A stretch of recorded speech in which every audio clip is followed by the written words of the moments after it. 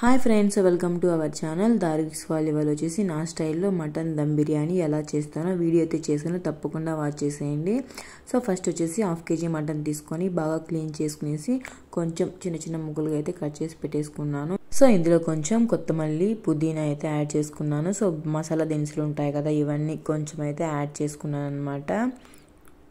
ఇందులో కొంచెం గసగసాలు అయితే యాడ్ చేయండి, టేస్ట్ బాగుంటుంది. సో ఇంట్లో కారం ఉంటుంది కదా, 2 టేబుల్ స్పూన్ అయితే వేసుకోండి. సో ధనియాల పొడి కొంచెం, పెప్పర్ కొంచెం, అలానే ఇది వచ్చేసి మటన్ మసాలా అనమాట 1 స్పూను, అలానే గరం మసాలా 1 స్పూను.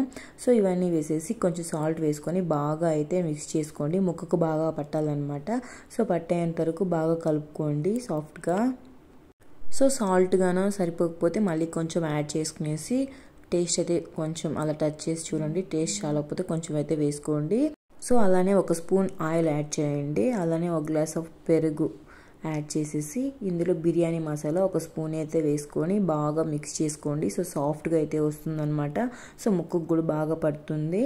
అలానే ఇందులో కొంచెం 1/2 లెమన్ పిండుకునేసి బాగా మిక్స్ చేసుకునేసి, అలానే పచ్చిమిర్చి ఒక 4 అయితే వేసుకున్నా నేను. 4 వేసుకునేసి బాగా మిక్స్ చేసేసి ఒక 2 అవర్స్ అలా ఫ్రిడ్జ్లో అయితే పెట్టేసుకోండి. సో బయట కూడా అలానే పెట్టేసుకోండి. సో మటన్ కాబట్టి కొంచెం గట్టిగా ఉంటుంది కదా, సో కొంచెం బాగా అయితే ఊరుతుందన్నమాట. సో నేను వచ్చేసి ఎప్పుడు చేసిన chicken dum biryani, mutton biryani so ఇలానే చేస్తాను. సో ఇలా పక్కన పెట్టేసుకునేసి ఇప్పుడు వచ్చేసి బాస్మతి రైస్ అయితే తీసుకోండి. నేను వచ్చేసి 3 గ్లాస్ ఆఫ్ బాస్మతి రైస్ అయితే తీసుకున్నాను. సో ఫస్ట్లోనే ఒక 3 టైమ్స్ అలా బాగా క్లీన్ చేసి పెట్టేసుకున్నాను. సో నానిపోయాక క్లీన్ చేశారంటే బియ్యం అనేది విరిగిపోతుంది, ముందే క్లీన్ చేసి పెట్టుకోండి. సో పక్కన వచ్చేసి ఎసురు అయితే పెట్టుకున్నాను అనమాట రైస్కి. ఇందులో బిర్యానీ మసాలా దినుసులన్నీ, కొంచెం కొత్తమల్లి, పుదీనా, కొంచెం ఆయిల్ వేసుకునేసి సో నీళ్ళు బాగా ఉడకనివ్వండి. సో పక్కన ఇంకొక ప్యాన్ పెట్టినేసి ఇందులో ఆయిల్ అయితే యాడ్ చేసేసి సన్నగా కట్ చేసి పెట్టుకున్న ఆనియన్స్ ఫ్రై చేసుకోండి. సో బ్రౌన్గా వచ్చేంత వరకు ఫ్రై చేసుకోండి. సో ఇలాగ బ్రౌన్గా వచ్చాక కొంచెం ఆనియన్స్ని ఒక ప్లేట్లో అయితే తీసి పెట్టేసుకోండి పక్కన. సో ఇందులోనే కొంచెం ఆయిల్ వేసుకొని మనం కలిపి పెట్టుకున్నాం కదా మటన్ని ఇందులో వేసుకునేసి బాగా అయితే ఫ్రై చేసుకోండి. ఒక 3-4 మినిట్స్ అలాగా సిమ్లో పెట్టేసి మూత పెట్టేసుకునేసి అలానే ఉంచేయండి. సో ముక్క అనేది కొంచెం ఉబ్బుతుందనమాట. సో పక్కన చూసే రైస్ అనేది చాలా మరుగుతుందనమాట. ఇప్పుడు వచ్చేసి రైస్ అయితే వేసేసి ఇందులో కొంచెం సాల్ట్ వేసుకోండి. సో రైస్ కూడా కొంచెం టేస్ట్గా ఉంటే బిర్యానీ బాగుంటుంది కదా, మీకు సరిపడా సాల్ట్ అయితే యాడ్ చేసుకోండి. సో ఎక్కువ కలుపుతూ ఉండొద్దండి, ఒక 2 టైమ్స్ అలా కలపండి. సో చూసారు రైస్ అనేది బాగా ఉడికిపోయింది.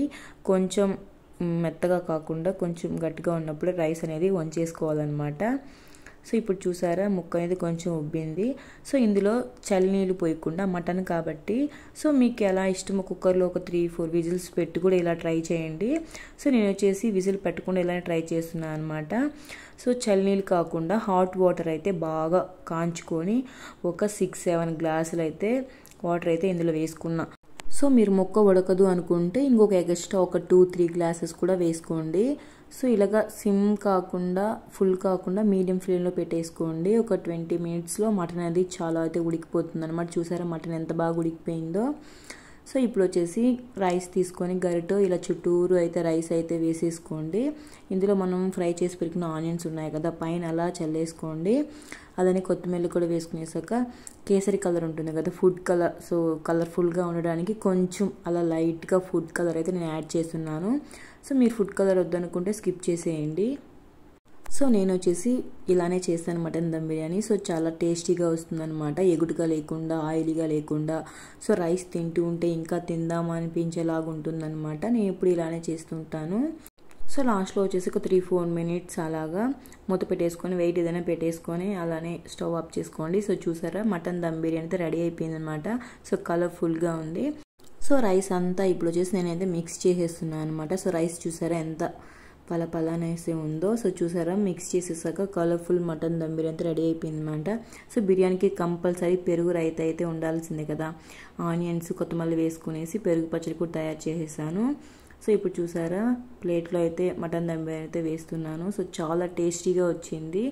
సో ఆయిల్గా లేకుండా ఇంకా తిందామా అనేలాగా ఉందనమాట. సో రైస్ చాలా టేస్టీగా వచ్చింది. సో మీరు కూడా ఈ వీడియో చూసి తప్పకుండా ట్రై చేసి ఎలా వచ్చిందో నాకైతే కామెంట్ చేయండి. సో మటన్ ఉడికిందా లేదో కూడా కామెంట్ చేయండి. సో వీడియో కానీ నచ్చినట్లయితే లైక్ చేయండి, కామెంట్ చేయండి, తప్పకుండా సబ్స్క్రైబ్ చేసుకోండి. Thank you for watching.